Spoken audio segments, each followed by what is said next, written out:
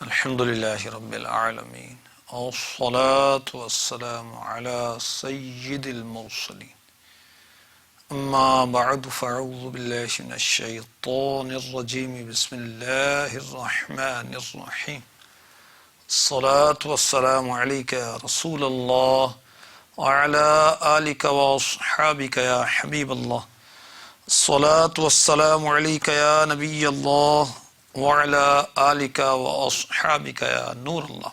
القول البدیع میں ہے، جس نے کتاب میں رسول اللہ صلی اللہ تعالی علیہ وسلم پر درود لکھا، جب تک آپ صلی اللہ تعالی علیہ وآلہ وسلم کا نام کتاب میں رہے گا، فرشتے اس شخص پر صبح و شام درود بھیجتے رہیں گے۔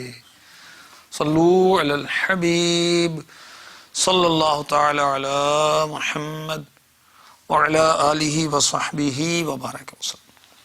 فیضان رابعہ بصریہ رحمۃ اللہ تعالی علیہا کہ آج کے سلسلے میں انشاءاللہ عز و جل رابعہ بصریہ رحمۃ اللہ تعالی علیہا کا تقوی، آپ کی نفس کشی یعنی نفس کی مخالفت اور کچھ مزید بھی سنیں گے۔ رابعہ بصریہ رحمۃ اللہ تعالی علیہا اللہ عز و جل کی مشہور ولیہ، ان کے بارے میں رسالہ قشیریہ میں امام قشیری رحمۃ اللہ تعالی علیہ لکھتے ہیں کہ آپ نے بادشاہ کی مشعل کی روشنی میں، پہلے کے دور میں بادشاہوں کی سواریاں گزرتی ہوں گی تو مشعلیں، اس کی لائٹ وغیرہ ساتھ لے کر جایا کرتے ہوں گے لوگ، اس روشنی میں، اس لائٹ میں اپنی قمیض کا ایک حصہ سیا تو ایک عرصے تک ان کا دل پرسکون نہ ہوا، یہاں تک کہ ان کو یاد آیا کہ انہوں نے قمیض کا وہ ٹکڑا پھاڑ دیا کہ جو اس روشنی میں سیا تھا، تو اب اپنے دل کو پرسکون پایا۔ کیا بات ہے! اتنی باتوں سے بھی اللہ والے احتیاط کرتے ہیں، پرہیز کرتے ہیں، بچتے ہیں۔ اللہ ہمیں بھی توفیق عطا فرمائے، احساس پیدا فرما دے کیا ہمارے لیے حلال ہے، کیا حرام ہے، اس کی توجہ ہو جائے، اور جس میں شبہ ہو پتہ نہیں حلال ہے حرام ہے، ہم اس سے بھی بچیں۔ کاش تقوی کیا ہے؟ مکتبۃ المدینہ کی بہت پیاری کتاب ہے، علم القرآن، پڑھنے سے تعلق رکھتی۔ اس میں مفتی احمد یار خان نعیمی رحمۃ اللہ تعالی علیہ لکھتے ہیں، قرآن کریم میں یہ لفظ بہت استعمال ہوا ہے، تقوی۔ ایمان کے ساتھ تقوی کا اکثر حکم آتا ہے۔ تقوی کے معنی ڈرنا بھی ہے اور بچنا بھی۔ اگر اس کا تعلق اللہ تعالی یا قیامت کے دن سے ہو تو اس سے ڈرنا مراد ہوتا ہے، کیونکہ رب سے اور قیامت سے کوئی نہیں بچ سکتا۔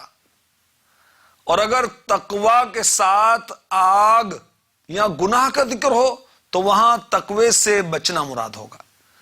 اگر تقوی کے بعد کسی چیز کا ذکر نہ ہو، نہ رب تعالیٰ کا نہ دوزخ کا، تو وہاں دونوں معنی یعنی ڈرنا اور بچنا درست ہے۔ تو متقی وہ ہیں جو ایماندار ہیں، جو اللہ کے عذابوں سے ڈر کر ہدایت کو نہیں چھوڑتے، اللہ تعالیٰ کی رحمت کی امید پر اس کی طرف جو نازل ہوا اسے سچا جانتے ہیں، اور اچھے برے عمل۔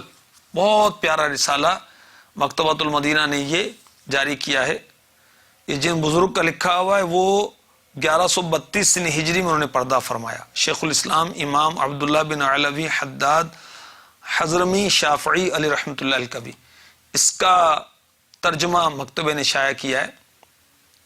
تقوی حاصل کرنے کے لیے اور آخرت کا جذبہ بڑھانے کے لیے بہترین رسالہ ہے، اور بیان کے لیے بھی اس کے اندر بہت اچھا مواد ہے، مبلغین کے لیے، مبلغات کے لیے، اور جو مساجد کے ائمہ ہیں، خطیب ہیں، ان کے لیے بھی۔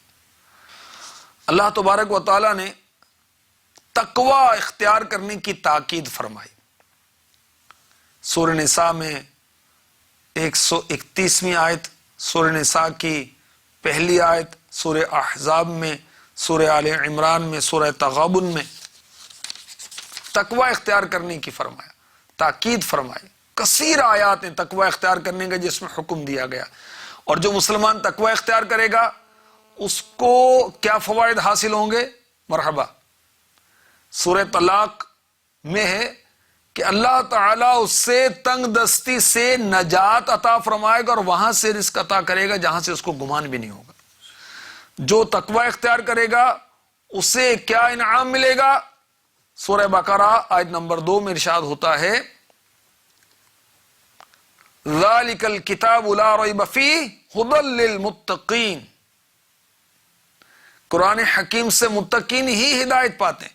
جو تقوی اختیار کرے گا اس کو ہدایت نصیب ہوگی.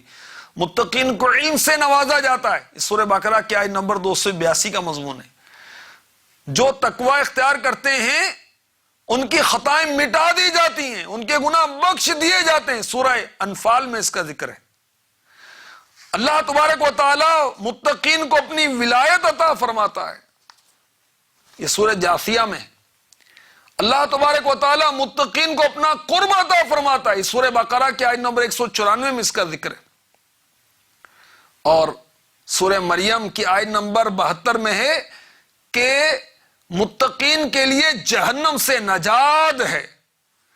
اور سورہ محمد کی آیت نمبر 15 میں ہے کہ تقوی اختیار کرنے والوں کے لیے جنت کا وعدہ, بے شمار فوائد, فضائل, کمالات. قرآن پاک میں 90 سے زائد مقامات پر اس کا یعنی تقوی کا ذکر ہے. اس رسالے کے صفحہ نمبر 25 پہ لکھا ہے کہ ڈر, خوف, طاعت, عبادت, دل کو گناہوں سے پاک رکھنا یہ تقوی کا حقیقی معنی ہے.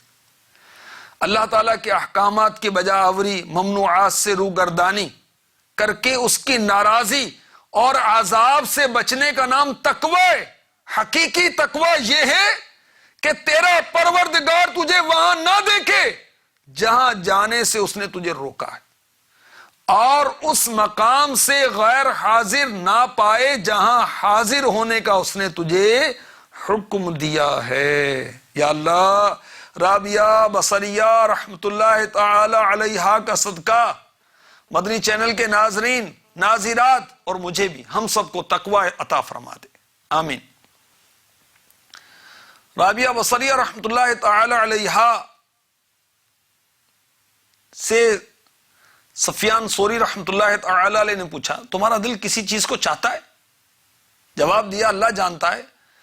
12 سال سے کھجور کھانے کو دل چاہتا ہے. یہ تذکرۃ الاولیاء کی روایت پیش کر رہا ہوں. آپ بصریہ ہیں, شہر بصرہ ملک عراق میں رہنے والی تھی, تو بصرہ کی کھجوریں بہت مشہور ہیں. فرماتی ہیں کہ میں نے آج تک نہیں کھائی کیونکہ اللہ کی بندی ہوں, اس لیے مجھے اپنی مرضی پر چلنے کا کوئی اختیار نہیں. کیونکہ اگر میں کسی چیز میں اپنا ارادہ کروں, اللہ تعالیٰ کا ارادہ نہ ہو تو یہ نافرمانی ہوگی. اللہ اکبر. آپ کا تقوی, آپ کی پرہیزگاری اور نفس کی خواہش کی مخالفت, جو نفس کے اس کا الٹ چلنا, یہ اس کی مخالفت ہے. اور سعادت مند و خوش نصیب ہیں وہ اسلامی بھائی اور اسلامی بہنیں, وہ ناظرین و ناظرات جو نفس کی پیروی نہیں کرتے بلکہ نفس کی مخالفت کرتے ہیں. ان کے لیے کیا ہے؟ ان کے لیے سنیے, ان کے لیے جنت ہے. میں آپ کو قرآن سناتا ہوں. سورہ نازعات پارہ 30 آیت نمبر 40-41. وَأَمَّا مَنْ خَافَ مَقَامَ رَبِّهِ وَنَهَى النَّفْسَ عَنِ الْهَوَىٰ فَإِنَّ الْجَنَّةَ هِيَ الْمَأْوَىٰ. اور جو اپنے رب کے حضور کھڑے ہونے سے ڈرا اور نفس کو خواہش سے روکا تو بے شک جنت ہی ٹھکانہ ہے. یہ ترجمہ کنز الایمان میں نے پیش کیا. تفسیر نور العرفان میں مفسر شہیر حکیم الامت مفتی احمد یار خان نعیمی رحمت اللہ تعالی علیہ ان 2 آیات کے تحت لکھتے ہیں, یعنی جو دنیا میں گناہ کرنے لگے پھر رب کے سامنے کھڑے ہونے سے حساب دینے کو یاد کر کے گناہ سے ہٹ جائے وہ جنتی ہے، یا جو کوئی خوف قیامت کی وجہ سے نفس کو بری خواہشوں سے روکے وہ جنتی ہے۔ مزید لکھتے ہیں ہوا سے مراد ناجائز خواہشیں ہیں، تو ناجائز خواہشیں ناظرین و ناظرات پوری نہیں کرنی ہوتی، دبانی ہوتی ہیں، ان کی مخالفت کرنی ہوتی ہے، ان سے بچنا ہوتا ہے۔ نفس کی کیفیات کہیں، نفس کی قسمیں کہیں، وہ کیا ہیں؟ 3 ہیں۔ احیاء العلوم بہت پیاری کتاب ہے، متقین کی حکایات پڑھنا چاہیں تو آپ کو مشورہ دوں گا کہ احیاء العلوم جلد 2 صفحات 367 سے پڑھیں۔ رابعہ بصریہ رحمۃ اللہ تعالی علیہ کا ذکر خیر سنا نا کہ بادشاہ کی روشنی کے اندر قمیص کا حصہ سیاہ تھا تو دل بے قرار ہو گیا، اور قمیص کا وہ حصہ آپ نے پھر پھاڑ دیا تو سکون ملا۔ تو اللہ والے بہت تقوی اور پرہیزگاری کیا کرتے تھے۔ اس طرح کے متقین کی حکایات احیاء العلوم جلد 2 صفحات 367 سے آپ پڑھ سکتے ہیں۔ مکتبۃ المدینہ سے آپ ہدیۃً طلب کر سکتے ہیں۔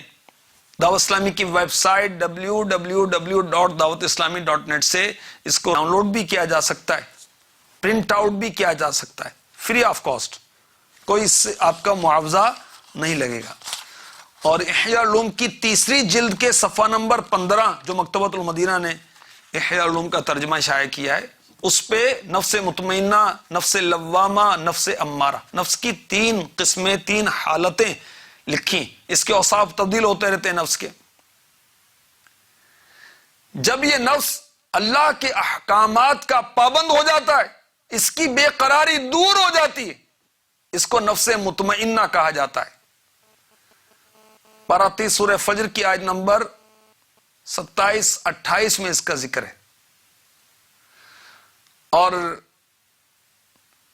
جب خواہشات کی مخالفت مسلسل کرتا رہتا ہے، ان سے مقابلہ کرتا ہے، اس سے نفس لوامہ کہتے ہیں۔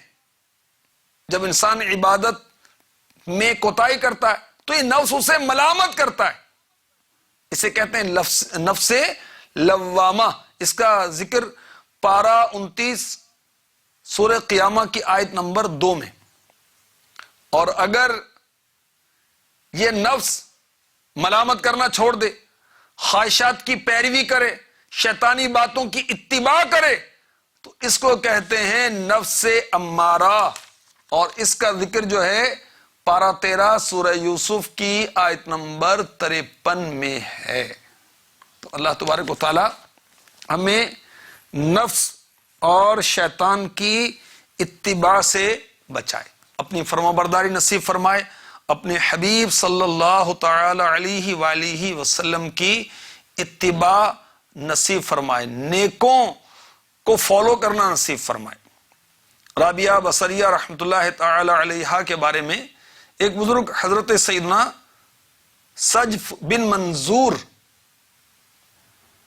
علی رحمۃ اللہ الغفور فرماتے ہیں، ایک مرتبہ میں رابعہ بصریہ رحمۃ اللہ تعالی علیہ کی خدمت میں حاضر ہوا، حالت سجدہ میں تھی۔ میرے آنے کا احساس ہوا تو سجدے سے سر اٹھایا۔ جو سجدے کی جگہ تھی وہ آنسوؤں کی وجہ سے تر بتر تھی۔ آپ نے سلام پھیرا، میری طرف متوجہ ہوئی، فرمایا بیٹے کوئی حاجت ہے؟ عرض کی میں سلام کرنے کے لیے حاضر ہوا ہوں۔ یہ سن کر آپ رونے لگی۔ فرمایا اللہ عز و جل تمہارے عیبوں کو چھپائے۔ مزید دعائیں دی، پھر اٹھ کر نماز میں مشغول ہو گئیں۔ یہ بزرگ فرماتے ہیں کہ میں واپس لوٹ آیا۔ رابعہ بصریہ رحمۃ اللہ تعالی علیہ کثرت سے نماز پڑھا کرتی تھی۔ اللہ ہمیں بھی، ناظرین و ناظرات کو بھی کثرت سے نماز کی توفیق عطا فرمائے۔ رابعہ بصریہ رحمۃ اللہ تعالی علیہ رو رو کر نماز پڑھتی ہیں۔ کیسی نماز ہے ان کی، اور ہماری نماز کیسی ہے کہ ہم دنیاوی خیالات میں مست و محو ہو جاتے ہیں، ہماری توجہ بھٹک جاتی، ادھر ادھر ہو جاتی ہے۔ اللہ اکبر۔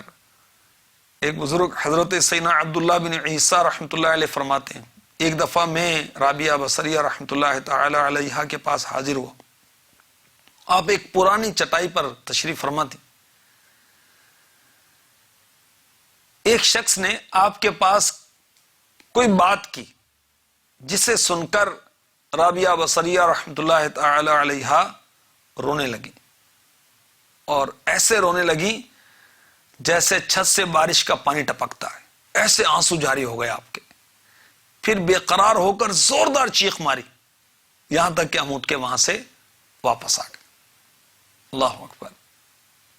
رابعہ بصریہ رحمۃ اللہ تعالی علیہا رویا کرتی تھی. اللہ کی یاد سے روتی ہوں گی, اللہ کی محبت میں روتی ہوں گی.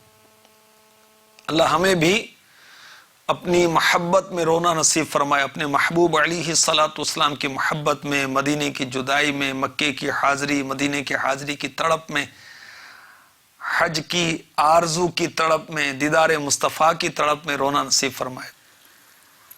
حضرت سیدنا جریر بن عبداللہ رضی اللہ تعالی عنہ سے روایت, نبیوں کے سرور, مدینے کے تاجور, محبوب رب اکبر صلی اللہ تعالی علیہ وآلہ وسلم نے فرمایا, میں تمہارے سامنے سورہ تکاثر پڑھتا ہوں, تم میں سے جو روئے گا وہ جنت میں داخل ہوگا. چنانچہ سرکار مدینہ صلی اللہ تعالی علیہ وسلم نے اسے پڑھا, یعنی سورہ تکاثر تلاوت فرمائی. حضرت جریر رضی اللہ تعالی عنہ فرماتے, ہم میں سے کچھ تو روئے اور کچھ نہ روئے. جو نہیں رو سکے تھے انہوں نے عرض کی, یا رسول اللہ صلی اللہ تعالی علیہ وسلم, ہم نے رونے کی کوشش کی مگر نہ رو سکے. فرمایا, میں تمہارے سامنے اسے دوبارہ پڑھتا ہوں, جو روئے گا اس کے لیے جنت ہوگی, اور جو نہ رو سکے وہ رونے کی سی شکل ہی بنا لے. رونے والی آنکھیں مانگو, رونا سب کا کام نہیں. ذکر محبت عام ہے لیکن سوز محبت عام نہیں. اس سورہ تکاثر 30ویں پارے کی سورت ہے اور 8 آیتیں ہیں صرف اس کی, اور اس کو پڑھنے کا ثواب پتہ کتنا ہے؟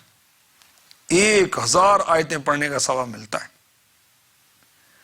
اس سورت میں قبر کا بیان ہے, آخرت کا بیان ہے, جہنم کا لرزا دینے والا بیان.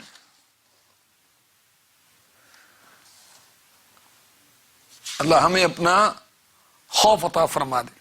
خوف خدا جو مکتبۃ المدینہ کی کتاب ہے, اس میں بھی بہت پیارے پیارے واقعات ہیں, حکایتیں ہیں خوف خدا کے جو حاملین تھے. خوف خدا کے بارے میں آیات, روایات, احادیث, حکایات, بہت کچھ اس کے اندر ہے.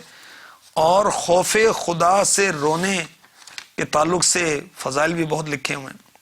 چنانچہ صفحہ نمبر 137 پر لکھا ہے, رحمت عالمیان صلی اللہ تعالی علیہ وسلم نے فرمایا, جو شخص اللہ تعالی کے خوف سے روتا ہے وہ ہرگز جہنم میں داخل نہیں ہوگا حتیٰ کہ دودھ جانور کے تھن میں واپس آ جائے.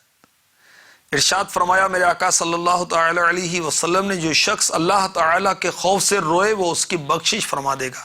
یہ کنز العمال کی حدیث پاک ہے, حدیث نمبر 5909. عرض کی, یا رسول اللہ صلی اللہ تعالی علیہ وسلم, نجات کیا ہے؟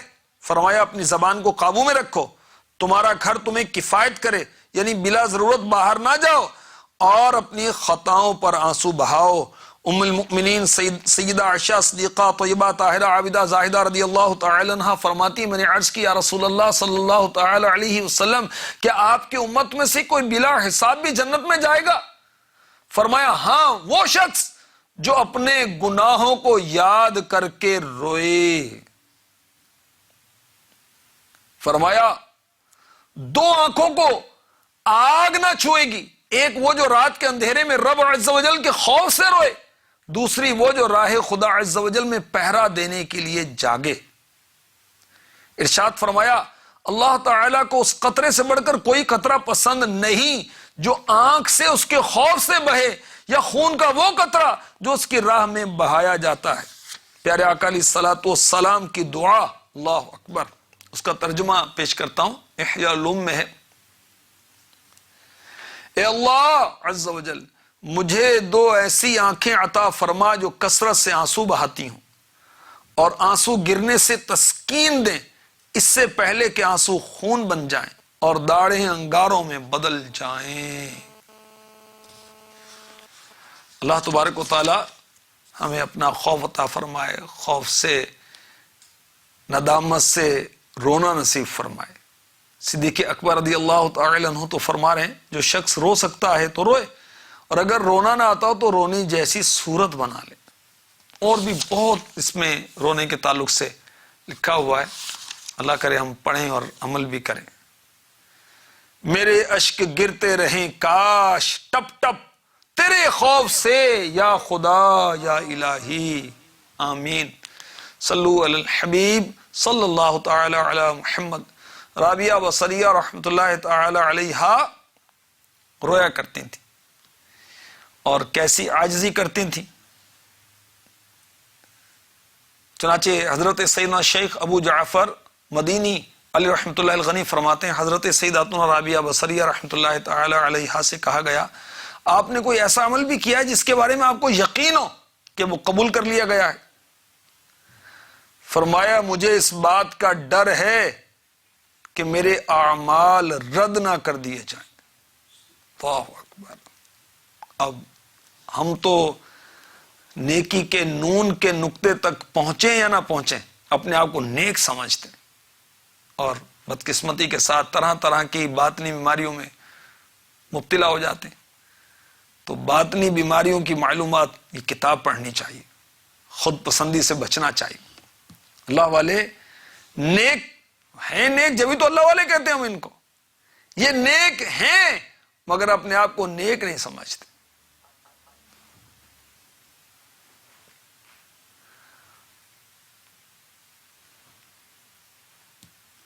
مرآت جلد 3 صفحہ 379 پر مفتی احمد یار خان نعیمی رحمۃ اللہ تعالی علیہ فرماتے ہیں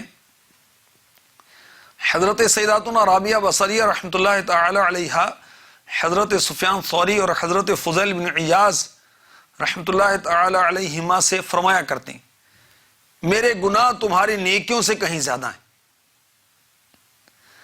اگر میری توبہ سے یہ گناہ نیکیاں بن گئے تو پھر میری نیکیاں تمہاری نیکیوں سے بہت بڑھ جائیں گی۔ دیکھیں کیسا یہ انداز ہے عاجزی اختیار کرنے کا۔ اللہ ہمیں بھی عاجزی اختیار کرنے کی توفیق عطا فرمائے۔ جو عاجزی اختیار کرتا ہے اللہ تبارک و تعالی اسے بلندی عطا فرما دیتا ہے۔